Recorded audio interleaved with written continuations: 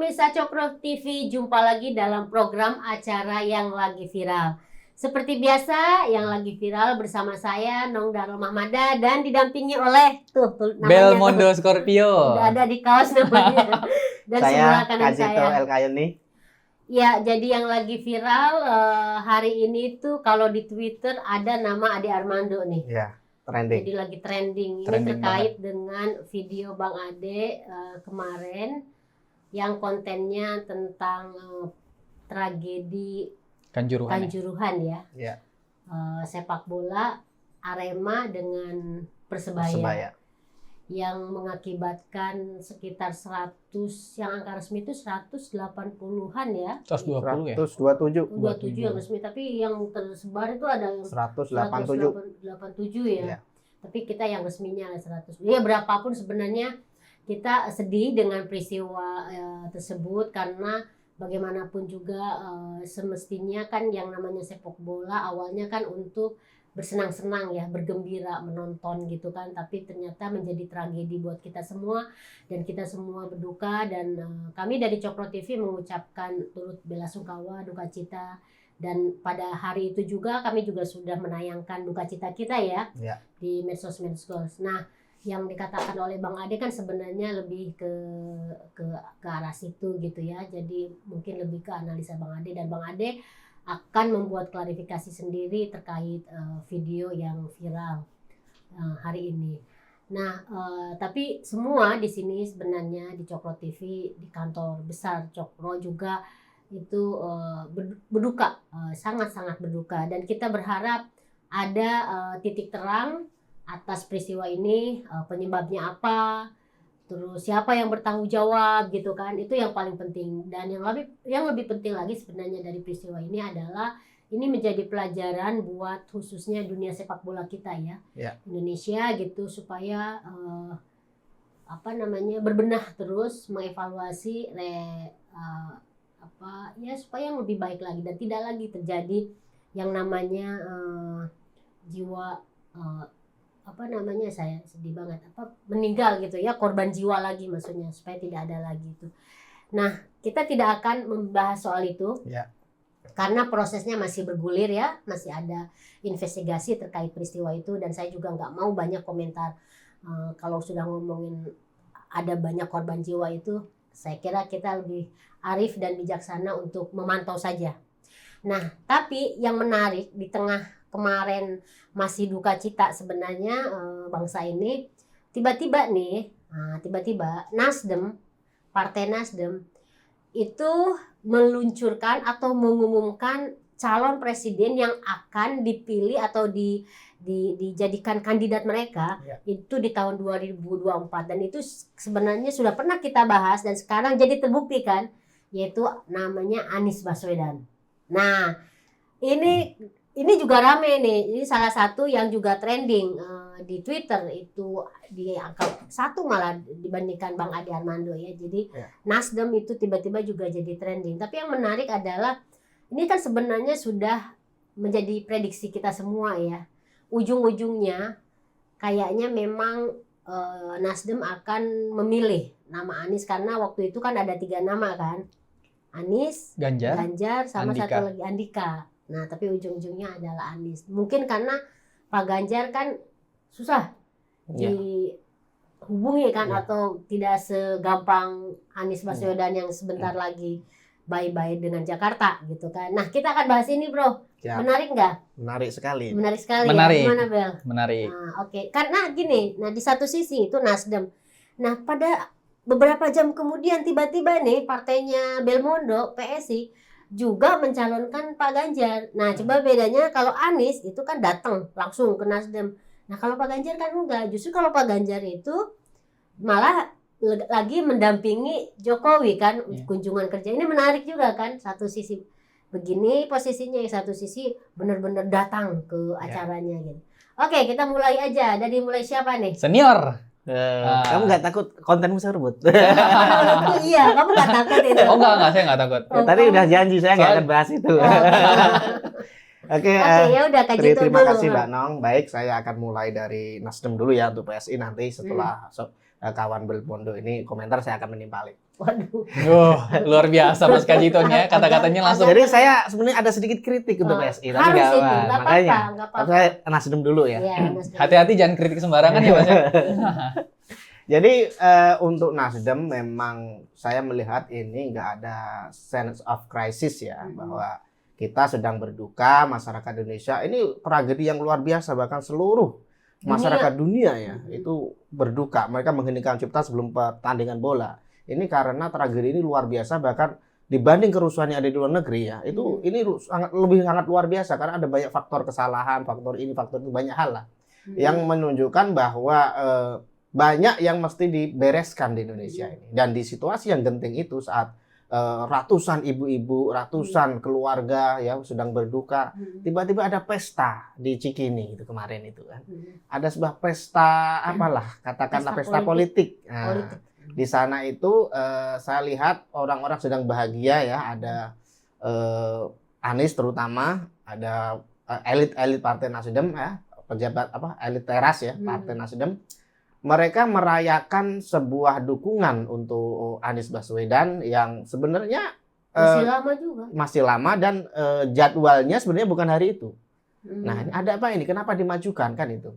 Nah, mereka melakukan itu secara tidak langsung, mereka mendobrak ketabuhan katakanlah begitu ya, bahwa kondisinya sedang berduka, sedang muram, bahkan presiden pun ketika ditanya soal pencapresan Anies ini tidak mau berkomentar gitu. Entah karena jengkel ya, atau memang karena berduka. Ya bisa juga kan, entah karena itu atau memang karena presiden memang belum siap untuk beropini tentang politik ya. Fokusnya adalah untuk mengusut kasus ini secara tuntas supaya jelas, supaya siapa yang bersalah, siapa yang bertanggung jawab, dan di masa depan tidak akan terulang lagi. Nah, jadi saya menduga Nasdem buru-buru itu ada kaitannya dengan kabar bahwa KPK sedang menyelidiki kasus Formula E. Iya, Formula E ya. Makanya ini logis saja sebenarnya ya. Kenapa Nasdem buru-buru mencalonkan Anies? Karena kalau saat sudah jadi calon presiden Nasdem dan KPK tetap maju, ini kan akan berdampak ya secara politik ya. Akan ada tekanan kepada KPK khususnya dan secara luas akan pada pemerintah ya. Karena akan menduga bahwasannya pemerintah mengintervensi KPK dalam mengusut kasus itu. Padahal kasus ini berkembang karena adanya dugaan temuan bukti-bukti baru kan. Kalau memang tidak terbukti kan ya nggak mungkin KPK main-main ya karena dampaknya akan besar sekali kalau KPK sampai main-main. Oleh sebab itu memang ada narasi yang berkembang di sebelah bahwa ini kesengajaan untuk jadi kayak ngebentengi Anies dari itu. Ya, makanya mereka memajukan pencapresan itu indikasinya begitu ya, memang nggak ada bukti otentik untuk itu, tapi indikasi logisnya begitu bahwa kenapa ini harus dimajukan, karena kalau dimajukan otomatis jadi capres ya, capres partai tertentu, dan otomatis pula KPK akan berpikir 1000 kali ketika ingin mengusut kasus ini, meskipun kita nggak tahu ya apakah KPK berani atau enggak untuk melanjutkan pengusutan. Kalau mereka memang menemukan adanya bukti yang kuat, mestinya jangan terpengaruh dengan pencapresan gitu loh. Apapun yang terjadi nanti ya itu silahkan aja, itu penilaian nanti ada di publik dan sebagainya.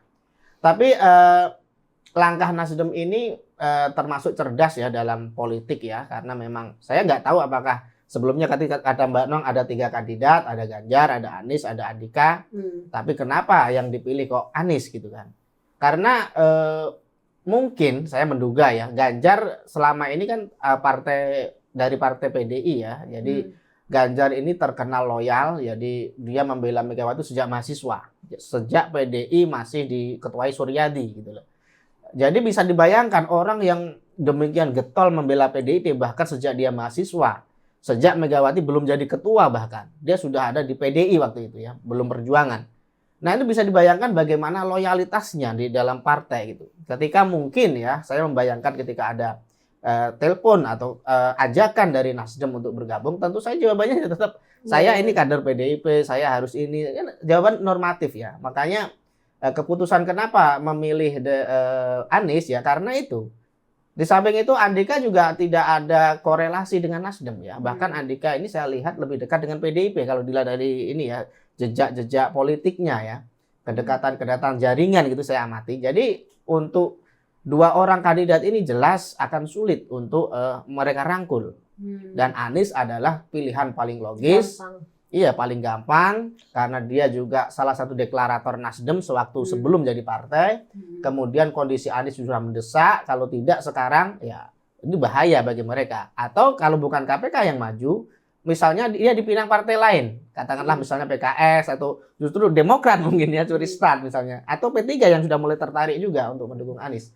Nah, ini kemungkinan-kemungkinan yang banyak ini membuat Nasdem terpaksa menempuh ini ya, sesuatu yang tabu. Cepat, gitu. Iya, yang dia harus bertindak cepat bahwa kondisi sedang berduka, kondisi sedang tidak pas untuk berpesta, katakanlah begitu, untuk ketawa ketiwi, untuk berbahagia, berhahaha, disorot media nasional, terutama TV-nya Surya Paloh kan, Metro TV. Tapi mereka melakukan itu, Nasdem melakukan itu karena mereka harus beradu cepat. Jangan sampai kesempatan emas ini akan hilang. Karena kalau hilang ya mereka tidak akan menjadi pemain kunci. Karena selama ini sudah ada PDI dengan 20%-nya, ada Gerindra dengan PKB-nya kan, ada KIP ya, yang dengan itu koalisi PAN mereka. sama P3, Ya, dan mereka sudah nggak bisa masuk. Kalaupun Nasdem masuk, dia nggak akan jadi pemain utama, dia akan jadi pendukung. Aktornya tetap Golkar. Oleh sebab itu, Nasdem terpaksa mencuri start, memajukan jadwal. Tujuannya adalah untuk mengamankan Anies sekaligus mengamankan posisi Nasdem di perpolitikan Indonesia.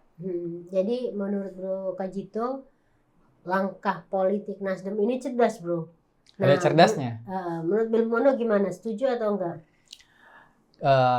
Saya ingin sedikit bercerita juga terkait dengan Mas Kajito kan tadi mau mengkritik partai PSI. Oh, jadi ini langsung ke PSI-nya nih. Iya, saya pengen masuk ke situ ini dulu. udah nggak sabar ini. Padahal kita pengen ngulik ininya dulu. Oke, nggak apa-apa. Cuman kalau diperhatikan secara giat politik yang dilakukan Mas Kajito, kalau Nasdem ini kan mengadakan acara besar, gitu, mengundang kemudian ketua umumnya menyampaikan secara langsung bahwa mereka mendukung Pak Anies sebagai capres mereka. Cuman tidak logis di saya adalah, walaupun kita bicara tentang kong kali kong negosiasi politik ya, kalau menurut survei elektabilitas kan Pak Ganjar ini adalah tetap orang yang nomor 1 lebih tinggi dibanding Pak Anies dan Pak Andika. Kemudian dipilihnya Pak Anies, berarti kan dia tidak berhasil untuk membawa Ganjar ke dalam partai Nasdem. Itu satu. Itu kalau menurut saya Surya Paloh nggak cerdas kalau menurut saya. Bagus ini berarti. Kalau menurut saya nggak cerdas. Gimana nggak cerdasnya? Oke, saya masuk ke Partai Solidaritas Indonesia. Kebetulan ini juga partai yang saya pilih dan saya usung. Kalau bicara tentang bela sungkawa, tentu kita bela sungkawa atas apa yang terjadi. Dan Pak Jokowi sudah bentuk tim yang ketuanya Pak Mahfud untuk usut tuntas kejadian yang ada di Kanjuruhan. Kembali lagi ke Partai PSI yang mengumumkan Pak Ganjar sebagai capres beberapa jam setelah itu. Kalau kita perhatikan, PSI ini kan partai yang sangat menolak politik identitas. Dan Pak Anies itu serat hubungannya dengan itu. Jadi yang dilakukan PSI ini menurut saya cerdas. Kita tidak ada pesta-pesta Mas di tower yang besar. Kita cuma umumkan secara online. Zoom bahkan. Dan itu kan disampaikan Wakil Ketua Dewan Pembina. Yang kemudian yang disampaikan PSI itu sebenarnya adalah harapan baru. Kita memang sedang berduka, tapi harapan itu harus ada gitu. Jangan kemudian kekhawatiran masyarakat Indonesia tentang pemimpin selanjutnya ini punya jejak digital kedekatan terhadap politik identitas ini terus naik gitu. Kekhawatirannya sebenarnya sampai di situ. Itu yang pertama. Yang kedua adalah PS ini kan punya program namanya Rembuk Rakyat. Yang ada beberapa orang di dalamnya itu masuk di dalamnya dan rakyat itu memvote gitu. Jadi hasil akumulasi data Pak Ganjar lah orangnya gitu. Yang paling besar. Yang paling besar. Dan kita melihat juga Pak Ganjar ini kan sosok yang saya akui. Kita akuilah bahwa terkait keberagaman iya. Terkait kedekatannya terhadap anak muda, iya. Dari sosial media, tindakan dia juga iya. Jawa Tengah yang hari ini sama Pak Jokowi ada investasi yang datang, terus orang bilang, Ganjar nggak ada prestasinya. Lah, yang kemarin dilakukan sama Pak Jokowi apakah bukan prestasi itu? Jadi sebenarnya yang dilakukan PS ini adalah memberikan harapan, Mas. Ada harapan baru loh. Jangan kemudian satu orang ini melihat, Nasdem nih kayaknya cerdas nih buru-buru dukung Anies. Politik ini kan lempeng, semua orang bisa berubah kapan saja gitu. Dan Nasdem juga tidak bisa mengusung Anies dengan sendirian. Dia butuh koalisi yang lain. mungkin ada permintaan dari partai lain atau permintaan dari partai lainnya. Kalau saya melihat ini tentang harapan masyarakat Indonesia, Mas. Jadi paralel, rembuk rakyat ini juga harus diumumkan saat itu. Kalau saya melihat PSI demikian. Jadi menurut Belmondo nih, ketika ada kritik dari masyarakat terhadap Nasdem yang tidak sensitif, yang tidak tadi dibilang sense of crisisnya nggak ada, karena kita semua masyarakat Indonesia ini bahkan dunia masih berduka. Nah, ternyata PSI juga kan menjalankan atau melakukan hal yang sama seperti Nasdem, yaitu mengumumkan calon presiden 2024. Cuma menurut Belmondo berbeda, karena buat PSI justru di tengah kita mengalami kesedihan, itu diberikan harapan untuk bangsa ini. Iya, begitu ya. Karena kan PSI memang menolak keras ya Pak Anies sebagai calon presiden karena memiliki jejak politik identitas. Masalah itu sih sebenarnya. Jangan kemudian saya rasa nggak digabung-gabungkan terus PSI dikritik gitu. Saya kurang sepakat. Jadi kayak semacam mengcounter. Jadi memang saya juga ada feel ada perasaan kok ujung-ujung nih PSI bikin pengumuman seperti ini di tengah ramainya Nasdem mengumumkan Anies, karena mau mengcounter supaya misalnya pemberitaan terkait capres itu tidak didominasi oleh nama Anies Baswedan aja gitu. Ya. Nah, saya juga ngerasa seperti itu sih, meskipun saya belum tanya langsung ke pihak PSI-nya, tapi dari penjelasan Belmondo tadi itu penjelasan saya, pikiran saya ya, jangan kemudian penjelasan dari struktural nanti dikira saya. Iya, enggak maksudnya sebagai kader PSI yang punya analisa sendiri, menurut saya masuk akal juga sih. Katanya ada kritik. Kalau Bro Jadi saya gimana? edit dikit, saya kritik sekaligus membela. Bagus. Supaya anak muda ini nggak corot matanya tajam gitu ya. Nggak, tapi saya di belakang di bawah tangannya udah begini. Saya bingung gitu. Ada niat baik kok dikritik gitu. Ya, kita dengerin kritik. Saya harus bersikap adil kan, karena saya bukan Nasdem dan juga PSI. Jadi saya harus berdiri di tengah, maka tapi kamu kan Ganjaris. Mas Kajito. Lain soal ya. Intinya saya ingin berada di tengah, ingin mengomentari posisi Nasdem yang menurut saya gak etis tadi kan. Saya harus adil dong bahwa di hari yang sama PSI juga mendeklarasikan dukungan untuk Ganjar ya. Jadi dalam perspektif saya bahwa jika Nasdem tidak etis, artinya PSI mestinya juga dong dalam posisi yang sama. Dan ini yang kemudian membuat kubu Anies punya alasan untuk membela Anies. Itu yang saya sayangkan tuh di situ sebenarnya.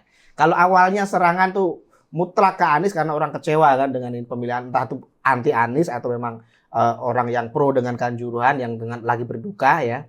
Mereka melakukan serangan ke Anies, bukan serangan sebenarnya kecewa lah, mengungkapkan kekecewaan kepada Anies. Tiba-tiba PSI deklarasi dan itu menjadikan peluru bagi pendukung Anies. Loh, ini ada temannya saya gitu loh. Bukan hanya kami dong yang deklarasi, itu ada deklarasi juga. Kok kami juga dapat teman kami yang disalahkan. Gitu ya. Iya, kira-kira begitu. Tapi saya akan membela PSI juga. Nah ini, saya kritik terus saya bela.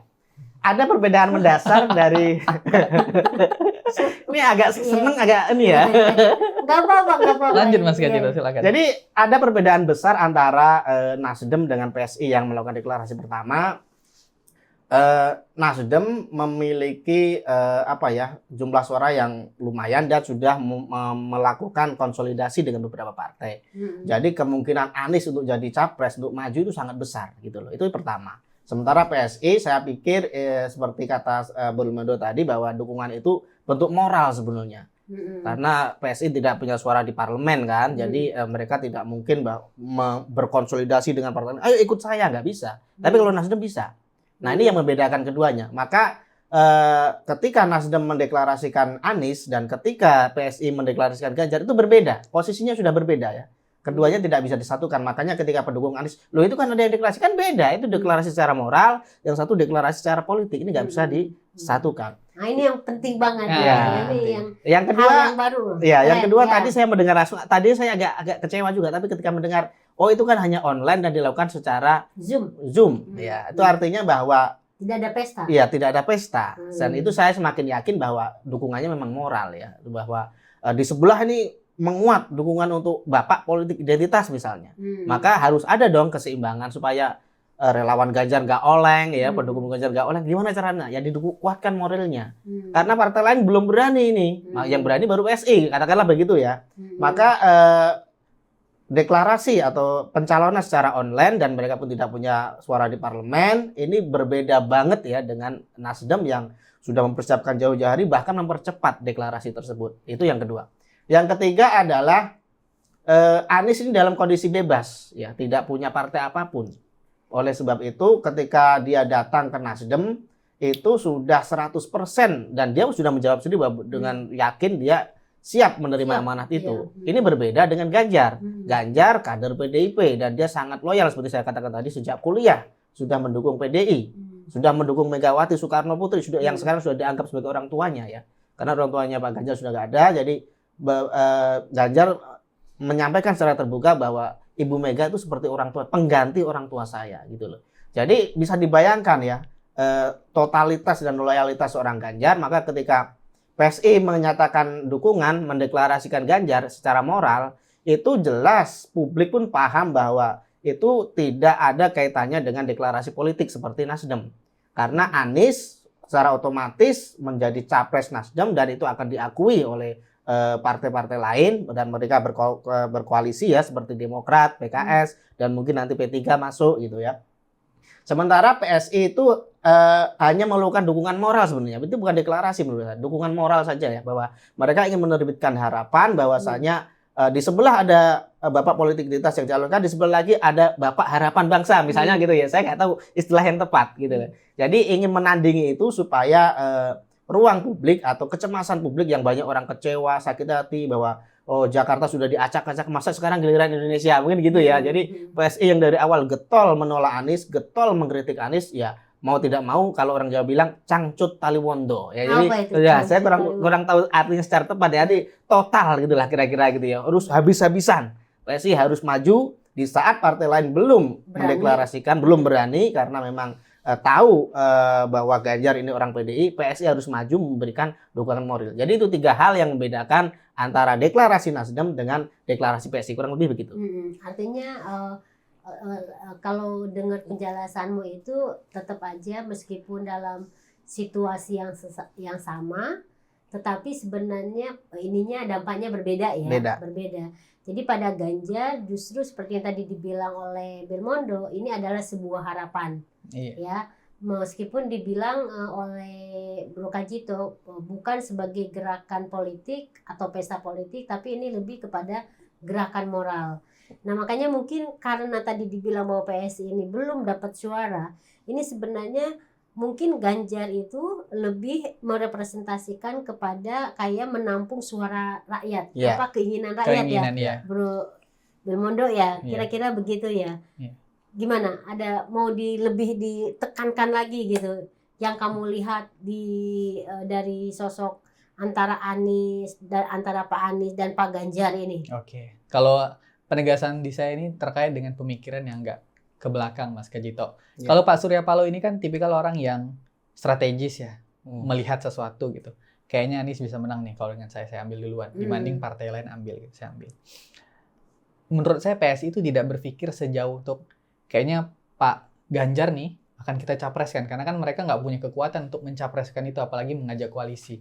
Yang diperhatikan PSI itu saya melihat ya sosok beliau nih, sosok Pak Ganjarnya. Makanya Pak Ganjar itu didukung secara moral. Itu satu. Yang kedua ini karena memang program rembuk rakyat itu yang memang rakyat langsung yang memilih vote itu. Kalau di Nasdem tuh kan nggak ada tuh siapa nih pilihan kalian walaupun tiga nama yang keluar yang dipilih urutan kedua. Kalau di PSI kan urutan pertama tuh yang didukung rakyat. Sebenarnya itu. Artinya sebenarnya bisa ditegaskan bahwa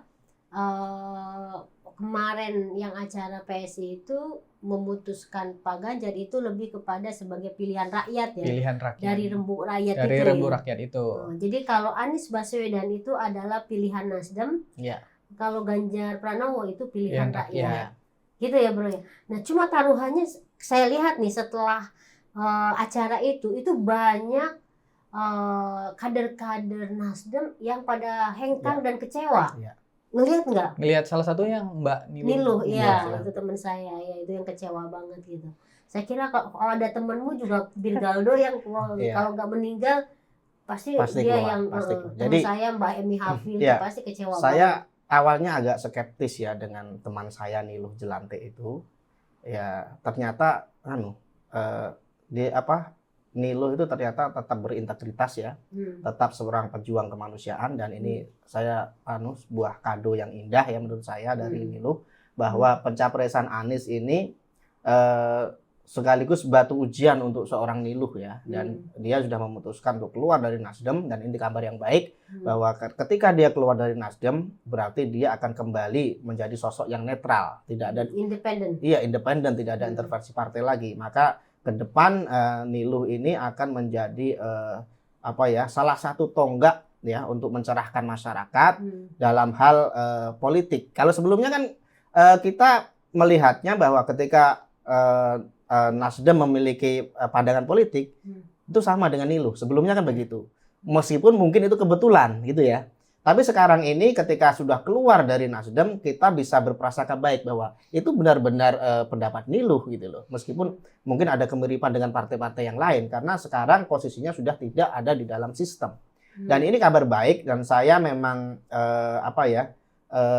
sebenarnya gini, orang masuk ke partai politik tidak ada masalah. Yang saya takutkan adalah ketika mereka terjebak dengan suara politik, terjebak kepada suara sistem tadi. Dan ini sudah saya lihat ketika dulu Nasdem dekat dengan Anies gitu ya, dekat dengan PKS. Waktu itu kan narasi-narasi di internal Nasdem masih menutupi itu, masih mendamaikan itu, karena itu kan hanya itu saja agak gimmick, langkah politik dan sebagainya. Tapi ketika terbukti benar orang-orang yang berintegritas seperti Niluh kemudian sadar, oh memang nggak bisa partai ini dibela gitu loh. Memang nggak bisa, berarti narasi-narasi awal tuh tidak bisa diterima secara nalar, bahwa pada akhirnya bapak politik identitas ini dicapreskan oleh Nasdem. Maka konsekuensi moralnya adalah karena dia berjuang untuk menegakkan pluralisme, berjuang untuk menjaga kerukunan dan sebagainya, dan itu tuh berlawanan dengan sepak terjang Anies selama ini. Maka ketika aktor-aktor politik ya, katakanlah seperti Niluh memilih untuk keluar, juga ada yang di Kalimantan Barat itu siapa itu juga keluar, ya. Itu menunjukkan bahwa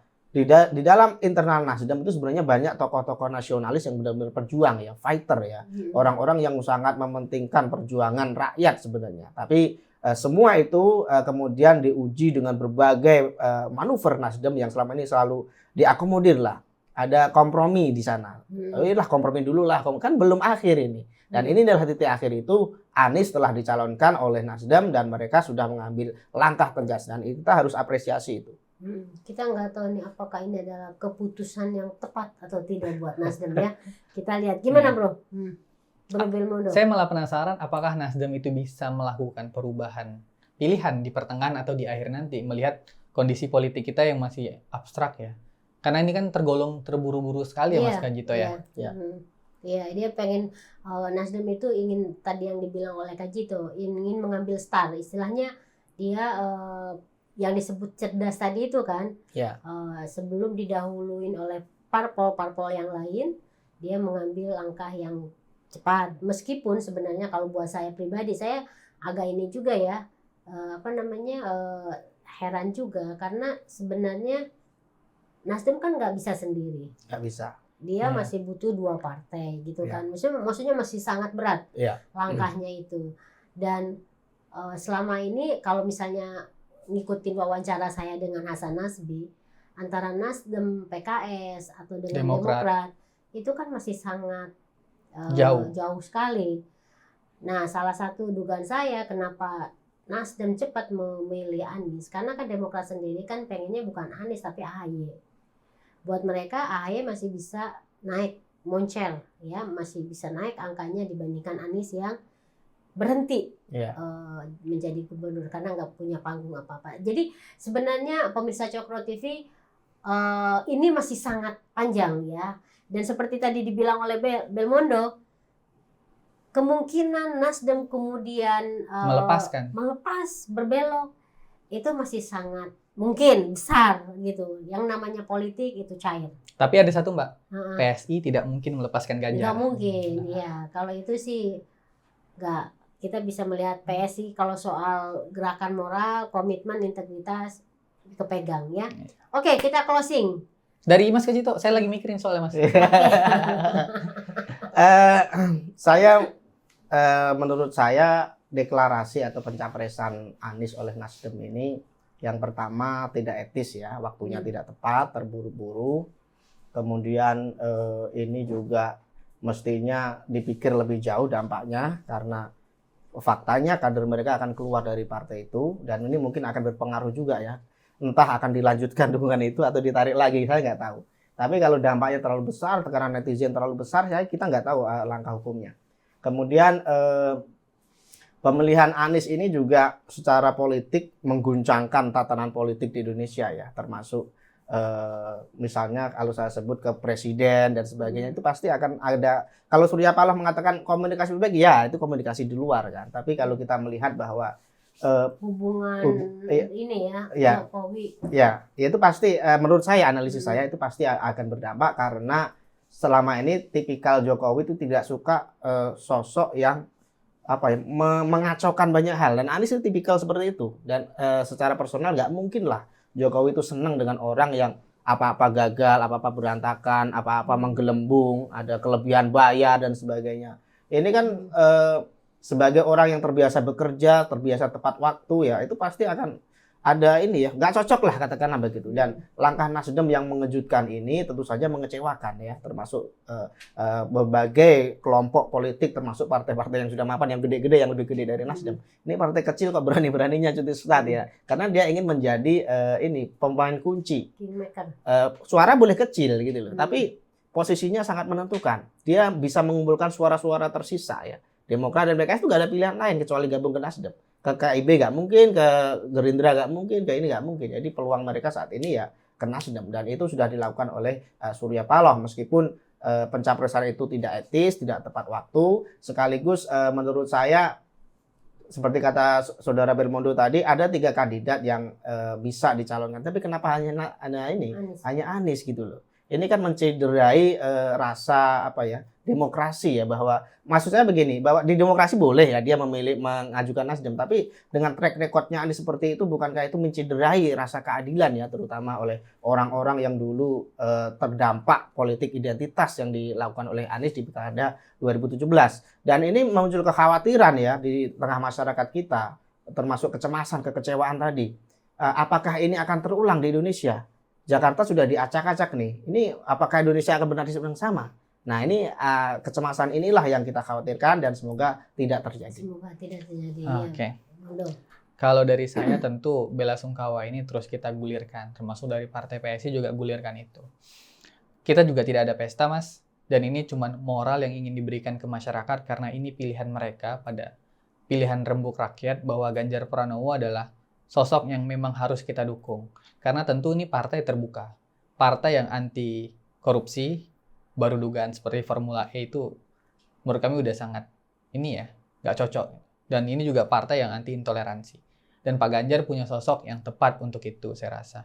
Tentang capres nggak capresnya, saya rasa PSI tidak akan berubah atas pilihan itu. Karena kami tidak punya kemampuan yang sebesar orang yang memiliki calon di parlemen yang masih suara 1% ini. Cuman saya rasa Nasdem ini buru-buru dan keburu-buruan dilakukan PSI yang ingin memberikan harapan bahwa politik identitas itu tidak boleh ada di tanah air. Kalau dari saya sih itu. Oke. Jadi dari peristiwa pencalonan Nasdem terhadap Anies Baswedan ini sebenarnya memberikan kayak semacam warning sih buat kita semua ya. Kewaspadaan juga gitu bahwa sebenarnya perhelatan politik meskipun masih di 2024 masih 1,5 tahun lagi, tetapi ini sudah mulai dibunyikan. Kalau dalam lonceng itu udah mulai dibunyikan dan kita semua udah mulai awas nih kalau misalnya yang care terhadap kondisi bangsa kita, kedepannya akan seperti apa, apakah nanti pesta demokrasi kita itu masih mau ngomongin soal politik identitas atau lebih maju lagi soal program, itu tergantung dari kita semua. Dan Nasdem sudah memutuskannya ya, sudah kita boleh ya terserah aja apakah setuju atau enggak, tapi buat saya pribadi misalnya dan juga teman-teman di sini saya kira itu tidak setuju ya. Politik identitas itu dimunculkan lagi karena kita sebenarnya udah capek, mestinya kan kita udah lebih maju dari itu ya. Oke, pemirsa Cokro TV, kita akhiri ya yang lagi viral minggu ini dan kita akan ketemu lagi. Terima kasih Bro Kajito, Undo. Dan kita akan ketemu lagi minggu depan di yang lagi viral dengan pembahasan tema yang menarik. Oke, terima kasih. Dadah semuanya. Dadah.